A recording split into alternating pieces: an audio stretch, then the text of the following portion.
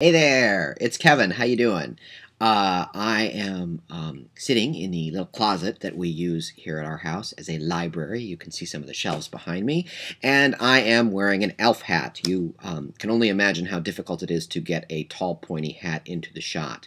So if I have to squat, if I have to do this, if I have to turn sideways or this way, it's only because I want you to get the full effect of the fact that I'm wearing an elf hat. An elf hat, as I have noticed, always seems to make a statement. I could be notifying you of the coming apocalypse, and you would still say, dude, you were wearing an elf hat.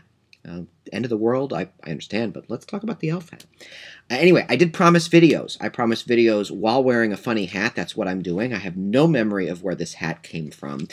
There is a tag in the inside that says, like, Little Miss Felt Hats or something. So I think I got it at a craft fair many years ago. Why I was buying an elf hat, I have no idea.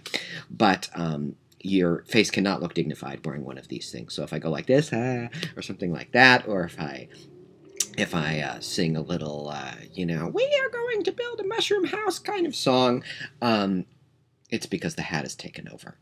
Anyway, I just wanted to shoot a quick video here and say thank you so much for all of the support you guys have been giving to me and to Practical Classics. By reading the newsletter and giving me your feedback and saying, yes, I would love for you to come to Phoenix or Philadelphia or Boston or any of the wonderful places where you all live.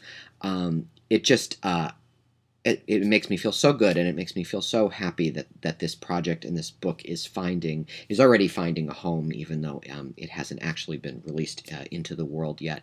It will be in February. It's looking like mid-February is probably going to be the date, but I don't know quite for sure yet. Believe me, you'll be the first to know once I do.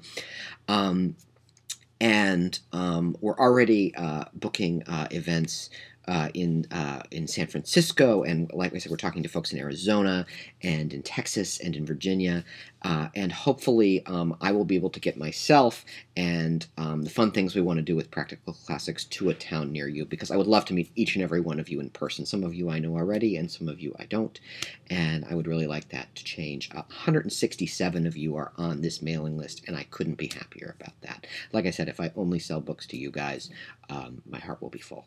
Because it'll be, I will really feel like it has found a home for people who really appreciate the endeavor. To put it in a little bit of context, I have an agreement with my publisher, Prometheus Books, the wonderful Prometheus Books in upstate New York, that I will do my very damnedest to sell 5,000 copies of this book. 5,000 may not seem like a lot in the grand scheme of things, but 5,000 people is a considerable amount. I don't know if you've ever stood in a room with 5,000 people, or a sporting arena or a concert venue or something. That 5,000 is a lot. So I do not take lightly the enormity of that challenge, but I'm also not intimidated by it. I really would like to send some kind of message modestly to my publisher, and immodestly and grandly to the entire book industry, if I could, through doing this, that really that publishing books is not about throwing a whole bunch of money at them and hoping something sticks, or it's not about writing books that reach a mile wide and an inch deep for the largest possible target, but without depth or nuance or understanding of what the reader wants.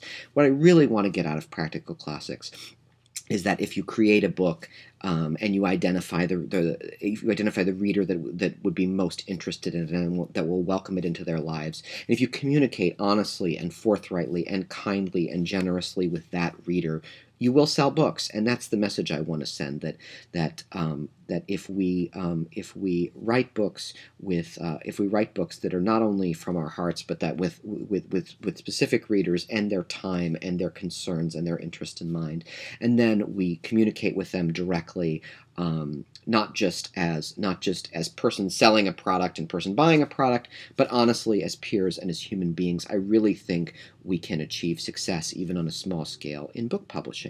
And that is the message I want to send. I am not the one who invented that idea. I'm stealing it outrightly from my good friend Roman Mars, who creates a podcast called 99% Invisible. That is the success story of the year on Kickstarter.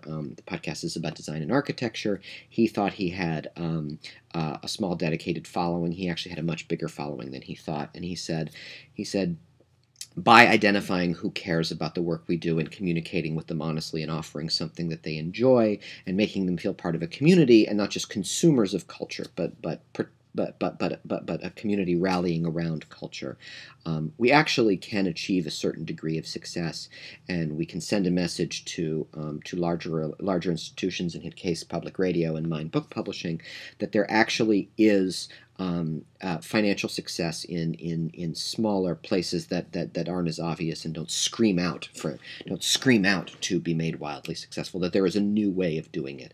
So, folks, immodestly, that is the message I would like to send with this book, that we can really create something, and we can have a group of people that rally around it, and that it can be a success on its own terms and to the people who are interested in it. And I, as the author, and you as the reader, we can have a communication based on fairness and generosity and shared interests, rather than simply a financial transaction. Because really, if that's what we wanted, I would be in the business of selling widgets or 200-unit apartment buildings, in suburban Dallas or something like that. I would not be in the book business at all. I am in the book business not just because I love to write, but because I love to communicate with people who love books as much as I do. So I have talked for 6 whole minutes, which is probably more than you wanted. I don't know if I've given you what you intended from this first video, but let me just tell you what's upcoming on the newsletter. We're going to be showing the cover image soon. We're going to be moving on to essays from chapters 2 and 3, and of course you can ask about any of those you want. We'll be, as soon as tour dates get booked, I'll be telling you where I'm going to be, because I hope to meet as many of you in person. And we also just had our first random drawing. I'm going to be sending brownies out to someone that I randomly drew from the newsletter list, and we'll be doing more of that. So if you like what you're reading, please tell a friend. Please post it to social media, and please just continue communicating with me and with each other around this idea and around Practical Classics. It's been so much fun so far, and I can't wait to write more to you and speak more to you. So please stay in touch. I hope you enjoyed the first video and the hat, and I will be talking to you real soon. This is Kevin. Take care.